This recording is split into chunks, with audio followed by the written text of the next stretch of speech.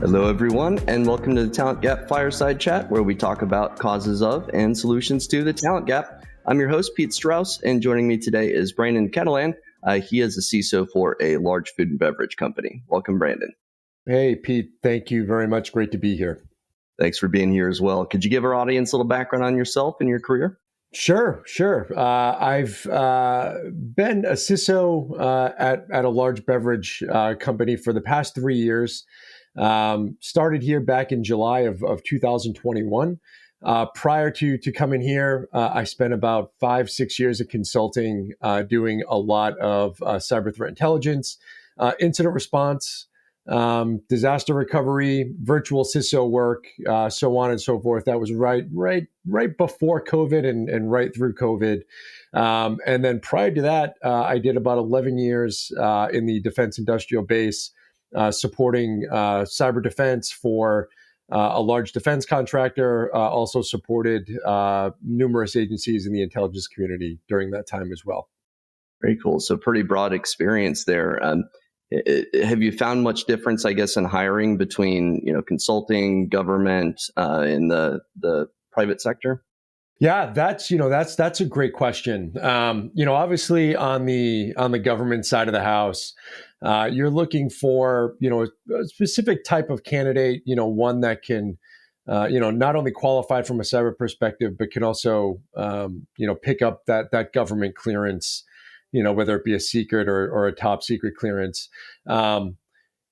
Nowadays, as a CISO for a publicly traded company, still looking for a certain type of candidate. But I think I have a different perspective and a different way of hiring for certain roles and responsibilities. The days are long gone, Pete, of looking for somebody with a degree, looking for somebody with a certification, looking for somebody with an existing clearance, or somebody who could get a clearance. Nowadays, with so many different colleges and universities offering degrees in cybersecurity or digital forensics or computer science, I hate to say it, but there's almost like a bubble at this point in terms of hiring versus, qualified candidates. I spent a little bit of time in academia. I've taught for a couple of years at both the graduate and the undergraduate levels. I taught my classes a certain way, but I looked, at a lot of the local universities, a lot of the folks that were teaching a lot of these classes, a lot of the folks that were building a lot of these programs, and it almost became a sweatshop, Pete, where they were just trying to pump out candidates as quickly as possible. And you'd interview somebody for a job or for a position, and they just finished up a 4-year degree, or they just got a graduate degree in whatever it might be, cybersecurity or computer science or digital forensics, and they weren't taught the right way, Pete. They've got a great piece of paper there, but when you get down into the technical questions, when you get down into the real world scenarios, unfortunately, they were being taught by folks that maybe taught them a lot of theory, but not a lot of hands-on work. They didn't have a lot of technical experience. They didn't have the hands-on experience that we were really looking for to hit the ground running. So what I found, Pete, was, when I'm hiring nowadays, and even when I was in consulting, I had to make the decision to myself that if I'm going to hire anybody, particularly if it was a new role that we were trying to fill, I knew that I would need to invest at least 3 months of my own time training this person to do the work the right way, the correct way. It didn't matter if somebody had a degree. More times than not, Pete, in this environment, I want somebody who's raw, who has the capability to do the work, who has the self-discipline to do the work, has the self-discipline to build a foundation on their own. And again, more times than not nowadays, I'm looking for a candidate that maybe hasn't been to school for cybersecurity or computer science. I want somebody who I know can build a foundation. They might have a foundation that they've built on their own, but I know it's something that I can build upon. But from as a hiring manager perspective, I know that I'm going to have to invest my own time. right? Or I have to train somebody up, a leader below me that I know has been taught the right way. They're willing to invest the time to teach somebody to do the job the right way. You really have to check your ego at the door in this market. You can't come into an interview, especially if you're trying to get an entry level position, or even a later early career position. You really have to check your ego at the door, because in this market, I don't care how many degrees you have. I don't care how many certifications you have. If you're coming in with a big ego and you think you can already do the job and you know how to do it better than anybody else, you're gonna be in a little bit of trouble. Particularly if you're coming into a certain organization where they want things done a specific way, they want things done the right way. You really have to check your ego at the door when you're coming in. Yeah, it's interesting. A lot of what you talked about there, it's a lot of intangible traits and that you look for. And it's so funny because it seems like most hiring managers I talk to these days, like you said, it's not necessarily about their credentials. It's more about, does somebody have intellectual curiosity? Do they have a work ethic? Are they open-minded? Can they take instruction? All of these things that I think about as a recruiter, what I would be tasked with finding on the front end. These are not things that you'll see on a resume necessarily. It's like, yeah, for some of the entry level folks, they may talk about their home lab, but I would say that's probably the exception to the rule versus the rule. And like you said, I think we have a ton of people that are coming out of these degree programs, boot camps, certifications, that have all these credentials, but there seems to be nowhere in which for them to land. And on the hiring side, obviously, like you said, you have to invest in these folks. Yeah. And any thoughts on what we can do with all these people coming out of these programs, to get them in the field? That's a great question, Pete. Those folks are already there, right? They already did the legwork. They might be looking back and realize, oh my gosh, I just got a 4-year degree from a college that, maybe didn't have a cyber program 3 years ago or 4 years ago. And all of a sudden they just created one because they wanted to grab a percentage of the market share. So they hired some folks that taught some classes. They taught a lot of theory. I've got nothing against folks who have PhDs, but generally what I found is, if you've got a program and you're just looking for, and this is from an academic perspective, you're looking for somebody to teach in your program, but you're just looking for somebody with a PhD, you're probably not going to find a lot of folks that have a lot of real world experience to teach these students the correct way. Some of the best folks that I've run across in my career that would have been great teachers, Pete, maybe they only have a bachelor's degree. Some of them don't have any degrees at all. And these are some of the smartest people I've ever worked with, from the government side to the consulting side. And they barely graduated from high school. Now, colleges and universities won't touch these people to teach in their programs because they don't have a certain piece of paper, which unfortunately is a shame, because they could be teaching students and graduates the correct way. But to answer your question, I think we should really flip it back on the hiring managers, on the companies, on the HR departments at these companies, because they're trying to fill entry-level roles and they're looking for 3 to 5 years experience in cybersecurity. They want somebody to have a CISSP. They want somebody to have a degree from a 4-year school, but you're hiring for an entry-level role. A lot of these companies, whether they're leveraging headhunters or external recruiters, or even just relying on their internal human resource staff, you need to be a lot more realistic. You need to sit down with the hiring managers in your cybersecurity department and say, look, what are the traits or the characteristics for the right people that are going to sit in this role? Is it really a 4-year degree in cybersecurity with 5 years experience to fill an entry-level role? And oh, by the way, they have to be in an office 5 days a week. Those requirements are completely unrealistic for an entry-level role. I'll tell you a quick story. One of the best hires that I've made so far at the company that I'm at, he's a gentleman who he was in the Navy for 6 years, had no dedicated cybersecurity background whatsoever. He was a network engineer in the Navy. But he was also deployed on a nuclear submarine for 6 years. Now, obviously, the deployments weren't 6 years at a time; they were several months at a time. But after interviewing this individual, getting past what his experience was so far in cybersecurity, which was close to nothing, His day-to-day job and his mission in the Navy was not security; it was network engineering. But there was some security work that he was doing.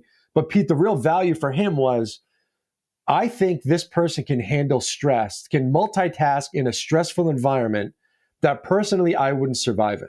You couldn't put me in a metal tube, put it underwater for several months at a time, and then ask me to do a high stress job in a highly secure and classified environment. And I just knew, all right, the characteristics and the traits that I'm looking for, you can't pick those up in a college or a university. This is something that I knew that this candidate had because they've already done it. They did it for years and years and years. I asked what this person did after they get out of the Navy. Well, they took advantage of the GI Bill. They did get a 4-year degree in computer science, had no cybersecurity certificates, no dedicated classes in cybersecurity, no real world experience in cybersecurity. But I just knew, I had a feeling in my gut that if I spent 3 months with this person had the raw capability and the talent to pick up the lessons that I was going to teach this person.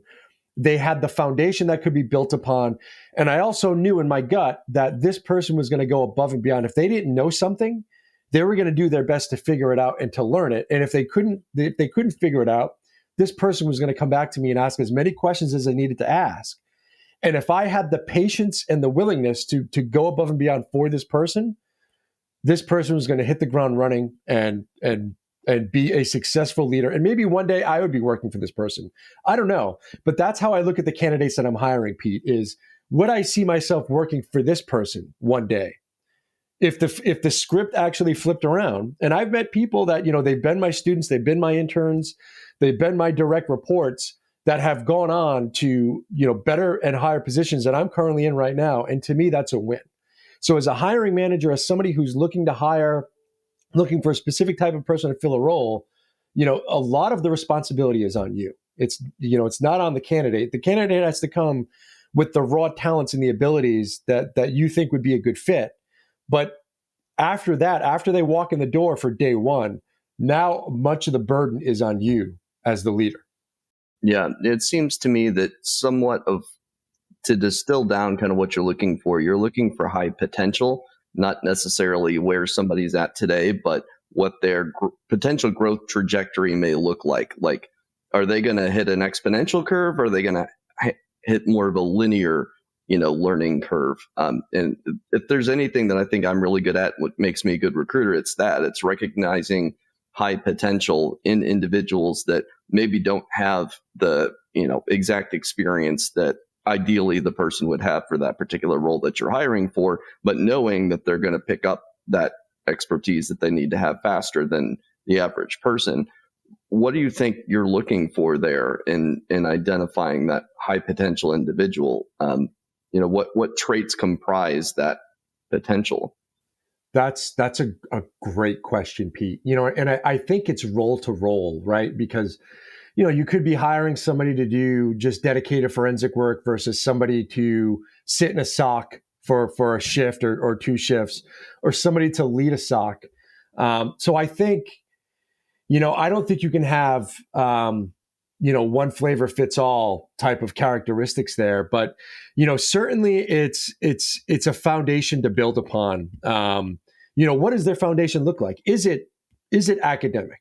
Right? Did they go to a 4-year school that has a great cybersecurity program? It's very tough to get into. And on top of that, maybe they took and sat for the Security Plus on their own. Maybe it's somebody rolling out of the military who is mission-driven, mission-oriented, honorable discharge. They took advantage of something like the GI Bill after they get out to better themselves, and they're just hungry. It could be somebody, from a law enforcement background. One of the most recent hires at the company that I'm at, this individual spent 11 years in law enforcement. Prior to that, did 4 years in the U.S. Army. No cybersecurity background whatsoever, no computer science background whatsoever. This person was a canine officer and just wanted to get into cybersecurity. So looking at the resume after talking with this person multiple times, why do they even deserve an interview? Pete, if how do you even get that interview? Well, this person spent 1.5 years on their own. After they got off shift in law enforcement, went home to the wife and the kids, cracked open textbooks just to build that foundation. They went on something like EDX or Coursera, or even just knocked out a couple of Google certifications. That's what this person did. They went to a different sources of education, and they self-educated themselves, build that foundation for themselves. So that earned them the interview right then and there. They knocked out the Security Plus on their own, right? So this is somebody who never opened up a textbook, never been to a dedicated class, never paid a dime in tuition to a university or a college. But when push came to shove during the technical interview portion, and then the anonymous assignment portion, this person destroyed the rest of the competition. And these were people that came from 4-year schools, that had master's degrees, and Pete, even some that had a combination of a graduate degree with 2 to 3 years of experience already in cybersecurity. And this person, just because of their hunger, because of their maturity, because they had no ego, they know they started from nothing, but they built themselves up from nothing. They crushed the rest of the competition. And this person changed the entire trajectory of their life based on what they did on their own. Nobody gave it to them. Nobody paid their tuition for them. This person built up that foundation and earned that interview on their own. Another hire at the company that I'm at right now, this person has a GED, okay, dropped out of high school, went back to school later on in life, got their GED, worked their way into a help desk role, right, at another company, came to the company that we're at right now, worked in the help desk for 2 years. And Pete, this basically how it happened. I walked in day one as head of cybersecurity and the CISO of this company. I had no staff whatsoever. My task for the first year was to build up a program from absolute scratch. And when I looked around at the company, I said, hey, who wants to help? Nobody put their hand up except this one individual who said, I'll help you. I sort of have a passion for cybersecurity. I'm willing to learn. Let's just see what happens. And a year in, we created a rec for this person and basically took this person off the help desk, put them into a position in cybersecurity. And now this person is essentially off running on their own, headed to a leadership position. This person had hidden talents that this person didn't even know that they had. This person is an unbelievable technical project manager, right? This is somebody who has no formal education whatsoever, but has a passion for it, a willingness to learn. And when I ask the question, hey, who wants to help me? This is the only person to put their hand up. And again, this person changed the entire trajectory of their life because they just had a willingness and a passion to go above and beyond, willing to learn. If they didn't know something, they went and found the answer on their own. You know, those are the intangibles that you can't buy, Pete. You just have to have it. Yeah, self motivation, it sounds like, is a big part of it. I would imagine discipline, especially for folks coming out of organizational hierarchies like the military or police force. They're used to reporting structures and things like that. It's interesting you're talking about that person and how you first sourced somebody internally to help you build that program. Why did you decide to do that where you were working with people already in the organization versus just opening up a job posting and hiring somebody from the outside? Great question. Another great question. This is how I know you're a great recruiter, Pete, because you ask the best questions, my friend. Coming into a new company like I was, I didn't already have the pre-established relationships and connections, sort of the who's who, the Rolodex, right? Both the visible connections in swim lanes and then the invisible connections in swim lanes. So I needed somebody who had been at the company for a little bit, knew if there was a problem, knew who to go to immediately, kick those doors in, open up the windows, right? So that's why I usually start with somebody or a few folks internal to the organization, to help me out.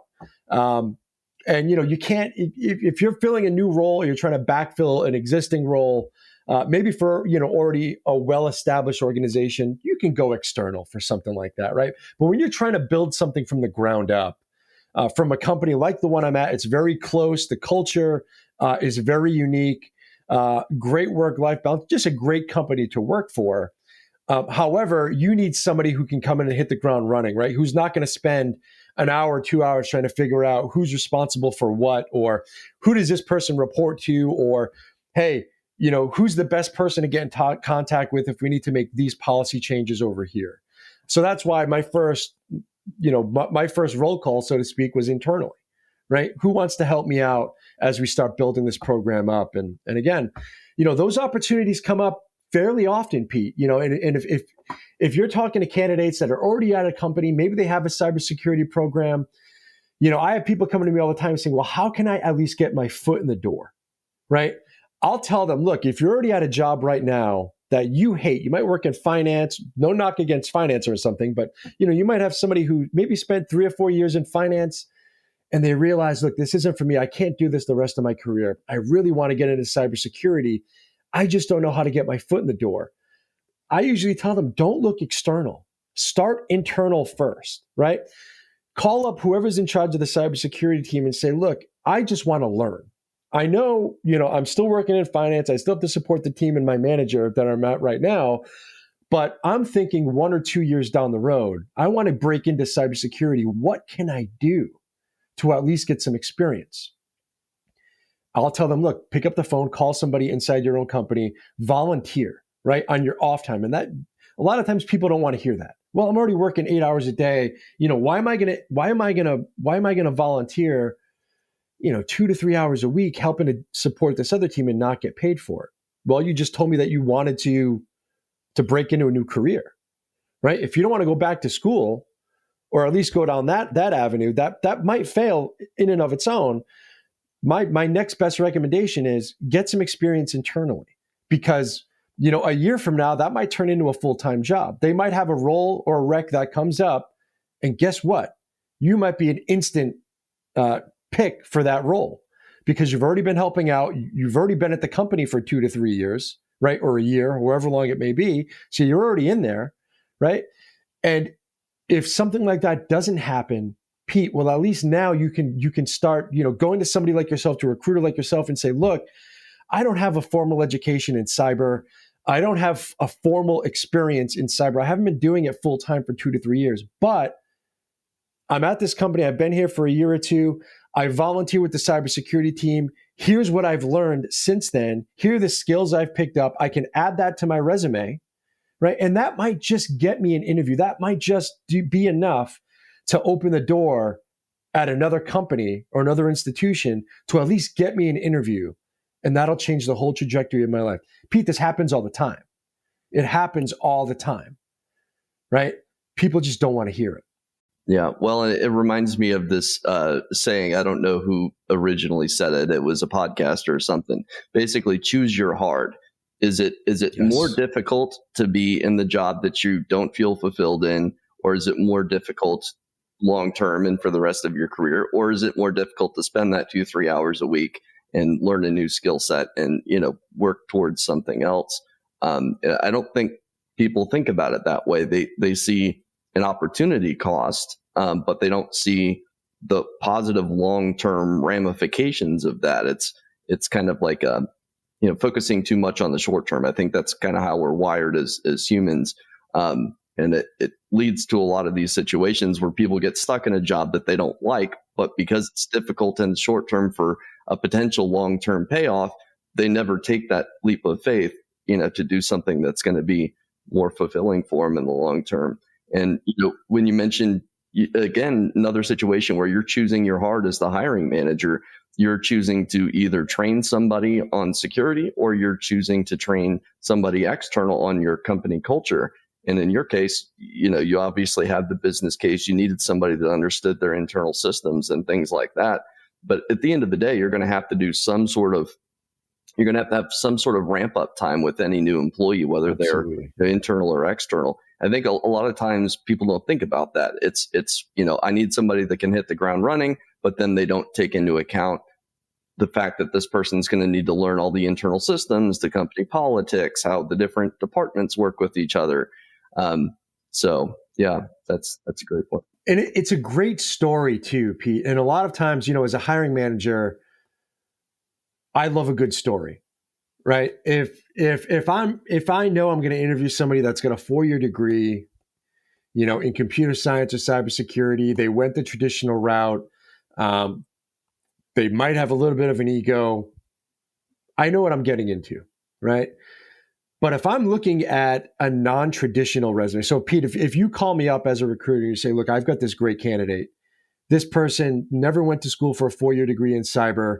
They've been at this company for a couple of years. They've worked in mechanical engineering at this company, but they've always wanted to get into cyber. And they spent the last year and a half building up a foundation. And I think they're a great kid. They've got a great work ethic and they've got a great story.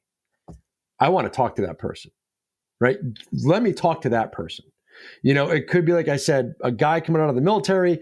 It could be a woman coming out of maternity leave that, while she was on maternity leave, she decided to change the entire trajectory of her future career, right? And she built that foundation by herself, for herself. I want to talk to that person, right? And again, if they're willing to learn, if as a recruiter, you're telling me, look, this person's willing to do anything. They're willing to do anything, right? And they're smart. They realize they don't know what they don't know. They have no ego. And man, they want to come in and just start kicking doors in. I want to talk to that person, right? So just tell me a great story. And that's what I tell people. You're in charge of your own story. Build your own story. And at some point, it's sort of a cliche, Pete, but you always hear the saying, basically sounds like at the end of the day, when your time is up, would you want to read your own story, right? That's what I live by at this point. Yeah, that's a great point about story. That's something that's come up in previous episodes, actually, is the power of story and how, candidates can not just, but basically they can assemble their own story about their experience and why they're passionate. I think it all goes back to why. You really have to understand why you're in security. What is it that drives you? And then you just weave a story around that. And I like to do the same thing. I like to tell a story about candidates for my clients to say, look, this person may not be the 10 out of 10 fit on paper, but trust me, and here's why. And then I start to tell them a story about why this person's a fit. And I think so much of what we think about as the talent gap or, issues with hiring in the security field in general is we're not prioritizing enough of these intangibles and these stories, and we're prioritizing credentials or on paper experience more. But obviously you can't put all of this stuff on a job description. So how would you go about, I guess, working with your recruiting team to ensure that you're getting the people with the right intangibles? So when I'm looking externally for the company that I'm at, I've worked with HR before and the internal recruiters before, and I've outlined the intangibles that I've been looking for. And I've had to go back and forth with them a few times, rewrite the job description, take out the requirement of a 4-year degree, even though, HR would push back and say, well, based on the comps that we're looking at, based on what other companies are doing to hire, they're requiring a 4-year degree. And I've had to push back multiple times and say, well, that's all well and good for them, but I'm looking to hire somebody that's going to stay at this company for 5 years. I don't want to hire somebody right now and then a year from now, because we hired the wrong candidate, now I'm rehiring for this role again and again and again and again. So I've had to work with HR and say, look, the 4-year degree, that's a nice to have, but it's not a requirement. A Security Plus or a CISSP is not a requirement for this role. 5 years of experience is not a requirement for this role. Now, 5 years of work experience might be, Pete, right? Now, that could include law enforcement. It could include military. It could include time on a help desk. If I'm trying to fill a certain position, it might be 5 years in sales or 5 years in finance, working with budgets and putting together roadmaps. If I'm looking for somebody to help build and maintain policies, I might not be looking for somebody with a strong technical background. It all depends on the role, depends on the culture, and it depends on the position that I'm hiring for. And I've had to go back and forth. Sometimes it is a constant battle. And that's what I'll tell people. If you're a hiring manager, if you're a CISO or mid-career, really dig in your feet with HR and the recruiters that you're working with and let them know what you're looking for, what those intangibles are. Because like I said, worst case scenario for anybody that does any hiring, you don't want to have to go back to your manager or your supervisor when they come back to you a year from now and they say, why are you hiring for this role again? Why can't you find the right person? We're spending a lot of money repeatedly hiring for the same role because for some reason a year from now, the person that you hired the year before just took off, or that whole team just got wiped out. Now, that might not be a bad reflection on yourself as a leader. It just might be that you're hiring the wrong people. You're hiring somebody that, hey, they might have a 4-year degree and a master's degree from great schools, but you looked at their resume and they job hop every year and a half. They're off to a new job because they want to make an extra 5% a year, 10% a year. And they don't want to build a foundation with a specific company. They don't want to be there for 5 years. And that's why, Pete, when I look back at my own track record, I've never really lost anybody as a direct report to me. In all the years that I've been hiring, is because I don't know what it is. It's just a feeling when I'm looking to hire a certain role. I'm looking at the intangibles. I'm almost looking for a lot of things that aren't on the resume. And a lot of times it's coming from talking with people, but again, you have to work with recruiters and HR to filter out, the dozens or if not hundreds of resumes that you're going to get for a role. And you give them, the high level filtering that you want them to filter out, but then it's your job to look at the remaining resumes that are left. Right. And again, who do I want to invest 3 months of my own time building up and making sure that they're trained the right way? Who do I want to spend hours and hours and hours a day per day for the next 3 months? And it has to be the right person or people, right? So, and again, you don't want to be going through this a year from now for the exact same position. This is the worst case scenario. Yeah. I mean, a lot of what I think helps with retention rates and, keeping people on board is addressing somebody's motivators and their why early on in the interview process. I spend more time assessing motivators in somebody's drivers than I do technical skills most of the time. And I think the proof is in the pudding, in that a lot of the folks that I've placed are still with the same companies 8, 9, 10 years later now, which is crazy in this field where, at least until a couple of years ago, there was so much demand and, salaries were going up for everybody, every job hop they made. But I think if you can meet somebody's motivators with your job or your team or your company well enough, you're way more likely to have that person on long term. And Absolutely. Over the years, I've found a few motivators kind of stand out as things that are more, I think, typical of somebody sticking around a longer period of time. People that look for stability, and maybe their company's going through an acquisition and they just want to stick around with the same company and not have to look for a job every couple of years. That's a good one. Or maybe they're looking for challenge. That one can be kind of tricky because if they get bored, then they're more likely to move on. So sometimes it can be kind of hard to assess. Yeah. They're looking for career growth, promotions and advancement.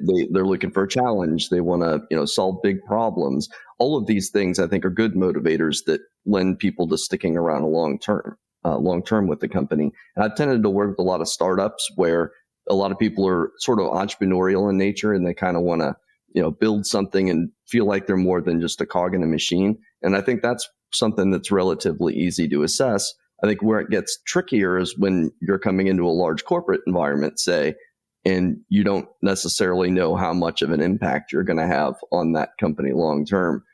What are some of the things, I guess, that you look for when you're looking for that stability that you think, that motivator? Everyone is driven by a different motivation, right? And that the same person could have their motivations changed at the drop of a hat, right? So if you've got somebody who you hire them, Pete, they're single, right? All of a sudden they've gotten married, they start having kids, right? So all their motivations change. Maybe not instantly, but they could rapidly change. You've got somebody else that might be, towards the tail end of their career. Maybe they've got 5 or 10 years left working, and they've got older kids, or they don't have kids, and they're just they're looking to buy their house in Bermuda or something like that, right? In 5 years from now. Sometimes it's tough to find out what motivates different people, but I've had success, Pete, by making sure that even if we can't meet somebody's new monetary motivation, right? Somebody all of a sudden they want to get paid more. What I'll tell people is, look, my job as a leader is not only to, build, create, and maintain the mission at the company that we're at, or whoever we're working for at the time, but I also want to make sure that while you're here, you're becoming more valuable, not only to the company but also to yourself. I want to know that if you're here for another 3 years, that where you're at right now compared to where you're going to be 3 years from now, you've grown substantially. So you're worth a lot more in the overall market, not just value to the company, but I want to make sure that you're more valuable as a whole, right? So whether you're supporting a family or you're trying to save up for that house in Tahiti someday or something like that, that you're more valuable, that your earning potential is always increasing. Now, if you're not motivated by that, that's on you, right? If you want that instant gratification, we'll see what we can do here, but transparency is key, Pete, where it's like, hey, that might not happen here. I'll help you build yourself up and get you to a point where, yeah, if you want to go to a different company or a different institution and grab a 10% raise, let's work on that. That might be right now. It might be 6 months from now, it might be a year from now. And what that might look like, Pete, is, hey, look, we're going to pay for you 40 hours for a boot camp to take the CISSP, and then we're going to pay for the certification attempt, right? Or it might be Security Plus, or it might be going back to school. To some other people that might already have a certification, it might be, hey, I need more responsibility. So 6 months from now, when I do apply to a new job, at least I have that on my resume. Okay, what can I offload off of myself to put on you because you want this, right? So how can I build you up as a leader or a manager? Or if you want to build a new technical skill set, can I send you to a SANS class for mobile forensics or digital forensics or pen testing? Like, what is your passion area? And that's what I tell people too is, people coming into cyber, and I know we're sort of going off track here, but I think it's fitting. I tell people all the time, cybersecurity is like medicine, Pete, right? Pete, when you've got somebody that says, I want to be a doctor. Okay, you want to be a medical doctor, that's all well and good. At some point, you're going to get asked, while you're a certain way into medical school, well, what do you want your specialty to be? Right? Do you want to be an orthopedic surgeon? Do you want to be a brain surgeon? Do you want internal medicine or ear, nose, and throat doctor? Like, what do you want your specialty to be? And that's what I tell people. Look, if you're hiring for entry-level staff, right? One way to gauge motivation is to ask them, well, if once you've been sitting in this position for a year, what do you want to focus on after that? What do you want your passion area to be? Is it pen testing? Is it forensics? Is it incident response? Is it leadership? Is it a jack of all trade where you dabble in a little bit of everything? And that's where back to the original question that you just asked me. The motivation is working with the people that you're hiring or somebody that's been there for a couple of years. Ask them straight up, Pete. Well, what do you want to focus on now? That question of where do you see yourself in 5 years? I hate that question, but it is relevant in cyber, right? Do you want to sit in a SOC for another 5 years? If you do, that's great, right? Because maybe that's all you want to do with your career. You want to sit in a SOC for a couple of shifts, right? And then you want to do that for 20 years. I have no problem with that whatsoever. Maybe at some point in the next year or two, you want a leadership position. You want to be a shift supervisor in that SOC. And then a year after that, you want to manage the entire SOC. And then 5 years after that, you want to be a deputy CISO, right? Figure out the passion areas for the people that are working for you and help build upon that. For me, I've learned that's the best motivator that you can have as a leader, because that's going to set them up to be successful at the company that they're at currently. Or 5 years from now, when you tell them, look, I want to work to help you build up, to increase your skill set, to increase your leadership skills. So 5 years from now, when you want to apply for that deputy CISO position at another company, now you're qualified to do that. And for some people, that's the overall motivator, right? Not just that quick salary grab, but help build me up as a person, help me build my career so that, if it's here or somewhere else, I'm in a better position from where I am right now to where I can be in the future. It's so funny. So many people I talk to as a recruiter, they're looking to leave because they don't have that transparency or that investment from the hiring manager. They may want that, especially in GRC and audit. There's a lot of people that are looking for that jump from senior consultant or senior associate to manager. And if they don't know how to get there and their current firm is just kind of stonewalling them saying, well, we really need you to be an individual contributor. It's better for the company, X, Y, and Z. If they have no idea how to get to that next level, they're just going to look external to the company. So you have to be able to get in front of that sort of thing, I suppose. Somebody might say, though, it sounds very good from an altruistic angle that, you're investing so much in people. How do you ensure, though, that you're getting, in terms of, your budget and your investment in these people, how do you ensure that you're getting a return on that investment for the company and for your team? Yeah, another great question. I field questions all the time, Pete, from folks on my staff. Hey, how much training budget we got left this year? And I'll tell them. And then, I'll say, well, what are you thinking? And most times they come up with a certain class or a certain training program that, makes a lot of sense, right? Every once in a while, you'll have somebody come up with some class that, it's really out there, and I'll try to rein them back in, Pete, and say, look, if we're going to make that investment, we need to make sure that the company is getting something back from that as well.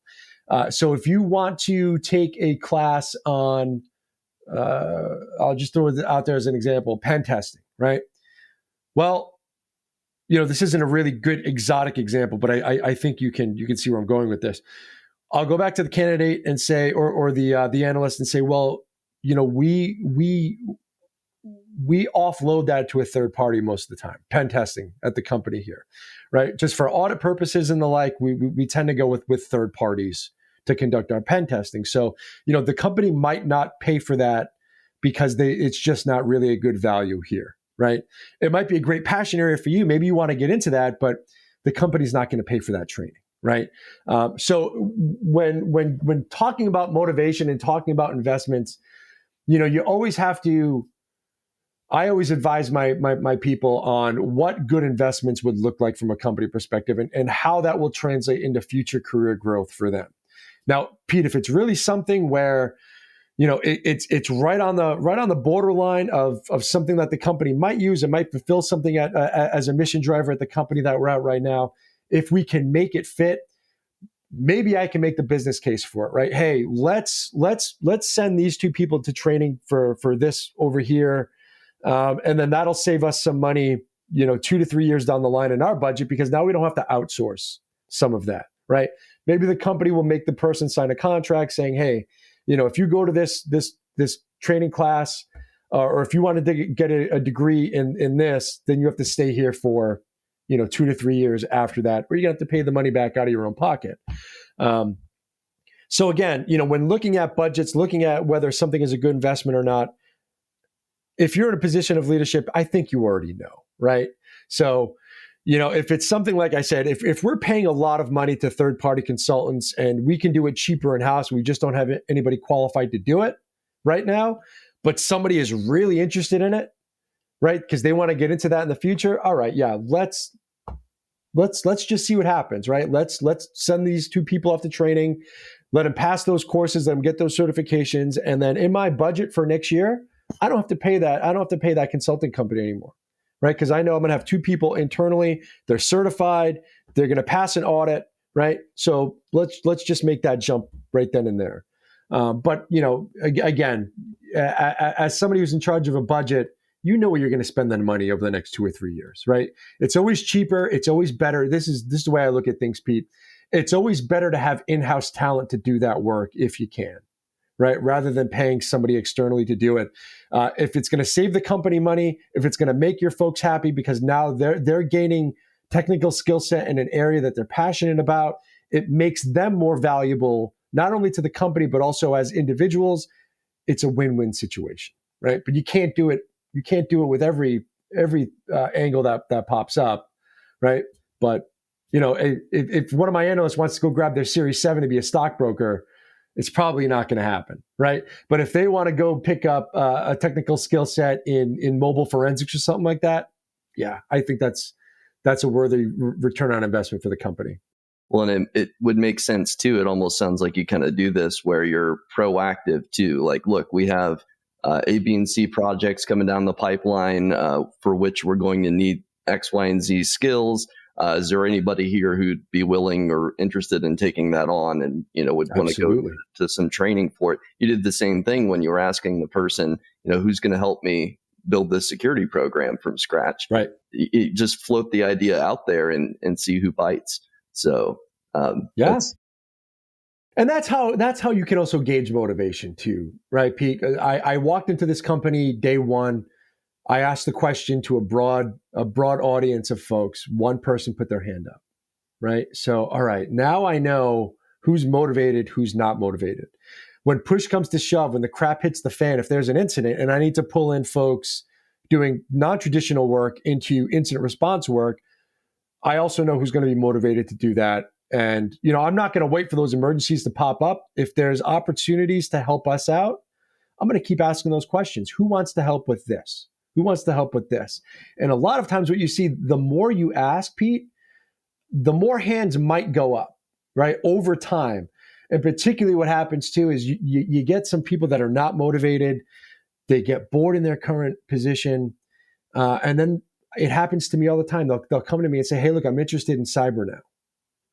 Well, you weren't interested in cybersecurity last year when I asked, 6 months ago when I asked, but all of a sudden you are now, right? So, you might have better luck looking external to break into the role, externally than because, you didn't volunteer originally. So always keep your options open. And again, I think your best opportunity is if you're somebody who, you've already got a job, it might not be in cyber, but you want to break into cyber, your best opportunity right now to get that experience, to start kicking those doors open, is at the job you're currently at. Yeah, absolutely. Well, I got to ask you the question about the talent gap. We never got around to that. So do you think the talent gap in security is real? If so, what does it look like? That's a tough question, Pete. I think everyone has a different definition of what the talent gap is. So let me flip it on you. What is your definition of the talent gap? And then I'll answer it from there.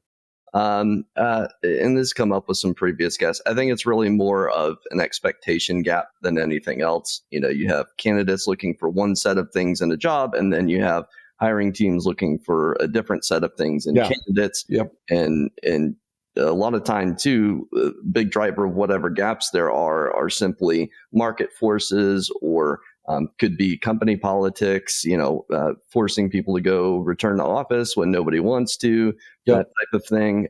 So I think there's just a mismatch between what jobs people want and what jobs are actually available. Yeah, it's a pretty wacky environment right now, Pete. COVID flipped a lot of things up in the air. Everyone went remote. And it was largely successful, right? I think back to office for a lot of companies, specifically for cyber, it's a big mistake, right? Because you're not opening yourself up to the best talent available that's out there just because somebody doesn't geolocation wise fit into your current office map. Is the talent gap real? I think you kind of nailed it. I think it goes back to individual companies and individual hiring managers who need to be a little bit more realistic in what they're looking for. The return to office, the 3 to 5 years of experience for entry level roles, the CISSP or the Security Plus or any other certification for an entry level role. Those expectations are not realistic. You combine that, Pete, with like I was saying before, almost a bubble right now in cybersecurity education. You go back 10 years ago and look at how many schools were offering cybersecurity versus how many schools are offering it now. Even like traditional culinary schools, or other schools that have, even in their mission statement have no STEM language whatsoever. All of a sudden they've got a cybersecurity program, right? And they're almost cooking the books where they're bringing in students who, have no foundation to be in cybersecurity or computer science. Now they could get there with a little bit of work, but where I'm trying to say is the number of graduates right now that have a degree in cybersecurity compared to what it was 10 years ago, it is a bubble. And unfortunately, it's really muddying the water in terms of who's qualified, who's not qualified, who's got the passion to work in that field versus who's just chasing dollar signs. You look at a lot of these boot camps that are popping up now, a lot of these certifications that didn't exist a couple of years ago. The market right now is just flooded with so many folks. And again, everything moves in waves, right? Eventually it'll come crashing down to where people will say, well, it's just not a healthy return on investment to major in cybersecurity anymore because I can't get a job, right? Combine that with the unrealistic expectations of a lot of companies and hiring managers out there. Eventually the bubble's going to subside. The market will even out. I'm sure people don't want to hear that right now that are looking for that entry-level job, or even people looking, mid and late career. Even at the CISO level, there's a lot of folks in CISO positions, Pete, that have no business being in those positions whatsoever. They can't speak the technical language. They can't communicate with the people that are reporting to them because they've never been a technical practitioner. The market right now it's just really wacky. Eventually it'll even out, but to answer your question, I think there is a talent gap, but it's based off of the unrealistic expectations of folks that are hiring versus the folks that are trying to break into the career, into the market, and they're just trying to compete with way too many people right now. That, in my determination, they're in this market for the wrong reasons. Like I said, they're chasing a dollar sign, they're chasing an easy paycheck, and unfortunately, it's just burying the people that really should be taking up a lot of these positions. Yeah, I don't know if you want to hear that, but yeah, it's a lot of noise, and I always call it the talent bottleneck because we have very small amount of entry level security jobs, and we have thousands upon thousands upon thousands of people trying to break in. And when there's that mismatch and people are looking for that entry level break for a year, 2 years, eventually, like you said, they're going to move on. I'm starting to see some of that pushback now, where people are airing their grievances on LinkedIn. Oh yeah, and talking about how difficult it is. And then there's some people pushing back on that, saying, we need to break down the gates and such. But yeah, I don't think we're going to see any sort of equilibrium in that respect when it comes to the entry level for another 3 to 5 years. No, and the fact of the matter is, Pete, I came from consulting for a while. A lot of the easy to be had jobs in consulting, a lot of these consulting companies are turning into sweatshops, right? Where, yeah, they'll give you an entry-level job, but they don't care about your work-life balance. They don't care about what your career is going to look like a year from now. The fact of the matter is they just want a contract, and they need to fill seats as rapidly as possible. And because of the economy the way it is, a lot of times if you're a company and you're looking to staff, a security operations center or build up a program of your own, that budget might get denied. And it might look a lot cheaper to go with a third-party consulting company. But what they're going to do is once they win your contract, they're going to just start mass hiring out to anybody that can fill a seat. The talent's not going to be right. And if you're one of those people that does grab one of those entry-level jobs, a lot of times, your later career might be a little bit of a train wreck because you spent the first 3 years of your career at a consulting company filling a seat. They don't care about you, right? They're just trying to win that contract, keep that contract. And then, you might have a seat right now when the music stops, but eventually you're going to have a hard time finding that next seat because, you spent 3 years of your entry-level career gaining no skills whatsoever. You're not going to have any references. And your quality of life is just absolutely in the toilet. So, if you're one of those people trying to get your first job in cyber, it might be tempting to just grab any job you can get right now. But at the end of the day, that's going to have ramifications for the rest of your career. So make sure you're working with a recruiter like Pete, who's going to look out for you and set up the rest of your career, right? Don't just grab that first job thinking I won, because a lot of times it's turning the rest of your career into a train wreck. Yeah, well, and at least even if you do take that role, being cognizant of what you don't know and always be working on developing yourself professionally, even though I think um, the tendency might be to just kind of put your head down and work since you're working so many hours. But yeah, I'm hearing a lot about price pressure for the MSSPs and consulting firms, whether it's Absolutely. GRC or DFIR, and that's causing a lot of downstream effects that end up trickling down to the way that companies hire for sure. So that's a great Absolutely. point. Well, we're coming up on time here, Brandon. So just one last question for you. Is there anything we're not talking about in the industry, but we should be, especially as it relates to hiring? No, we've already hit upon this, Pete, but if you're a hiring manager, if you're looking to, if you're stuck in that trap of, hey, why am I hiring for the same role year over year? Why are so many people leaving my organization? And you can look at yourself in the mirror and it's not anything that you're doing. You're looking out for your direct reports.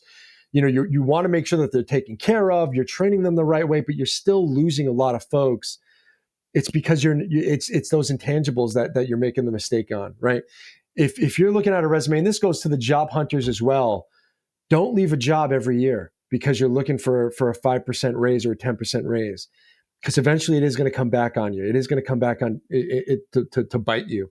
When you look at folks' profiles on LinkedIn and they've got a new job every 8 months or a new job every year, or even a new job every year and a half, eventually it's going to come back on you. And again, if you're a hiring manager and this is happening to you repeatedly, it might be time to shake things up a little bit, right? What are the intangibles that I'm not looking for right now that I need to be looking for? Do we need to not make this an entry-level position anymore? Is it something that maybe, should require 3 to 5 years experience?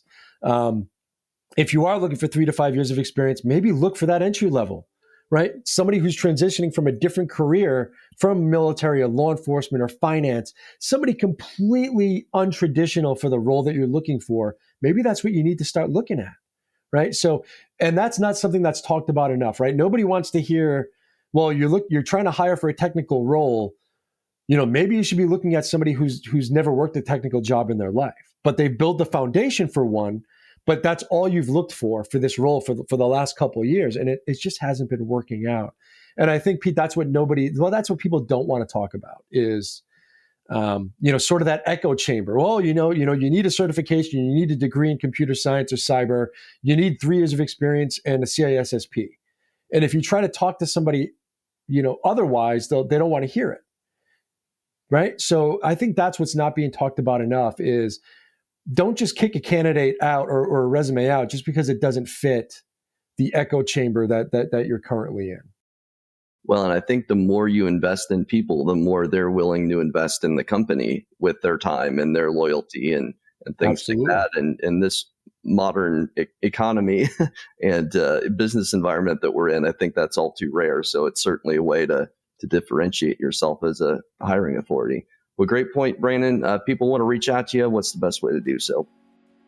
Reach out to me on LinkedIn. I got a profile on LinkedIn, and we'll just keep it at that because I get enough spam as it is right now. But if definitely inbox me if it's you want to ask my opinion on anything.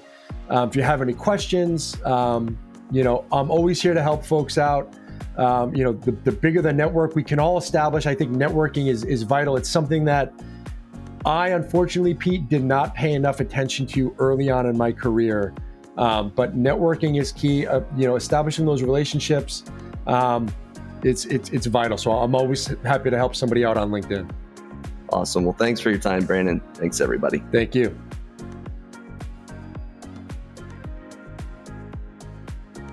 Hello, everyone, and thanks for tuning in to this episode of the Talent Gap Fireside Chat. Don't forget to follow our page on LinkedIn and like and subscribe on Spotify and YouTube. Hit that notification bell to be notified when we drop a new episode. New episodes air every Friday at 4 p.m. Eastern.